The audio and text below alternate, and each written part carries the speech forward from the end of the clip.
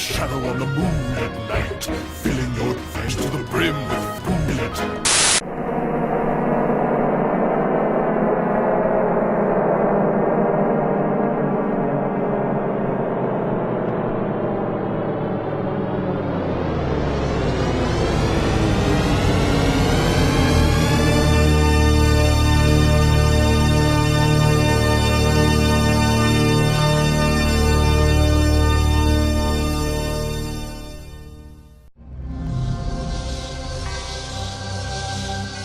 Well, it's Halloween once again, and to get us in the holiday spirit, I think it's a perfect time to review the newest game in the Castlevania series, called Harmony of Despair. Chris, is that supposed to look like you're holding the game box in your hand? Because you're not doing a good job at it, especially when the box doesn't even exist. Now let me start off by saying that this game is only available by downloading it from the Xbox Live Store. So if you don't have an Xbox, or the internet, or even 800 Microsoft points to purchase the game, then odds are you won't be playing this one. But somehow, some way, if you are able to play this game without an internet connection or without paying for... Wait, what? But in this Castlevania installment, you'll have 6 characters to choose from. Each one has their own strengths and weaknesses that help you during the game. But if you ask me, I personally enjoy playing Shinoa the best. Oh, don't bother explaining why. We'll only think you're also trying to prove that you're not a homosexual. I don't mind. Upon starting, you'll find that the gameplay is solid, and the 2D graphics are a great throwback to the original. And heck, you'll even find a classic enemy or two hanging around the castle as well. Chris, I don't know what version of the game you're playing to make you say that, but in my version, I recognized at least 90% of all the enemies from previous Castlevania games. Well, look on the bright side. At least he didn't say that he was a fan of the series.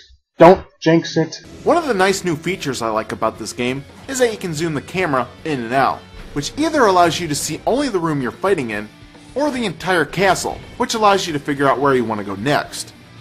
Of course, just wait until you reach Castle 3, where the boss ends up taking up half the frickin' castle! Holy ballsack, Batman, how's that for epic? Now this game contains 6 castles in all for you to explore. I did find this to be a little on the short side, but rest assured that some of them are quite challenging. Okay, now let's talk about multiplayer, because this is where the game takes a whole new dimension. If you have an Xbox Live Gold membership, then you'll be able to go online and play this game with up to 5 other players. The upside to this feature is that if you're just starting out, this is a great way to explore the other castles besides the first one. And this is also a great way to obtain some really good equipment for your character, because if one person finds an item, everyone on the team gets one as well. But now for the downsides. With 6 players on your team, traveling through the castle becomes way too easy. And with everybody hacking away at the same enemies, they really become pushovers. And even the stage boss can be destroyed within a matter of seconds. How dumb!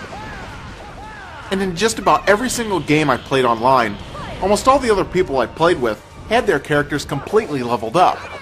And each castle we went to would end up being defeated within a matter of 3 minutes. Wow, talk about frickin' stupid!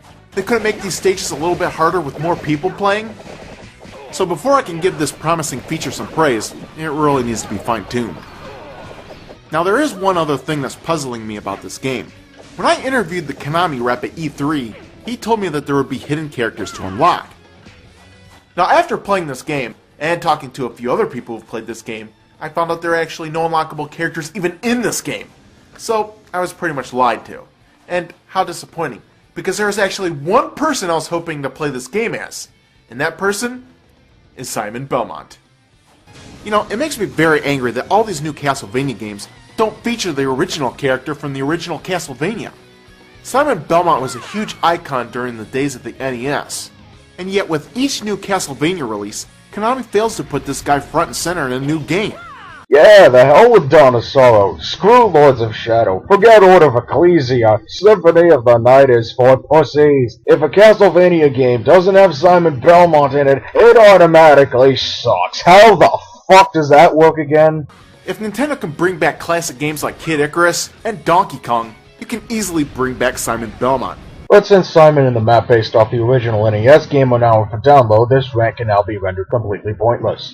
So what's the final verdict on this game? Well, I enjoyed it quite a bit, But I wish this title had more castles to explore, had a better leveling up system for the characters, and I wish that the multiplayer feature was designed just a little bit better. If you fix these 3 things, then I think you'd have a solid game on your hands. Wait, didn't you say earlier that... The gameplay is solid. Yeah, I think I've seen enough. So until next time,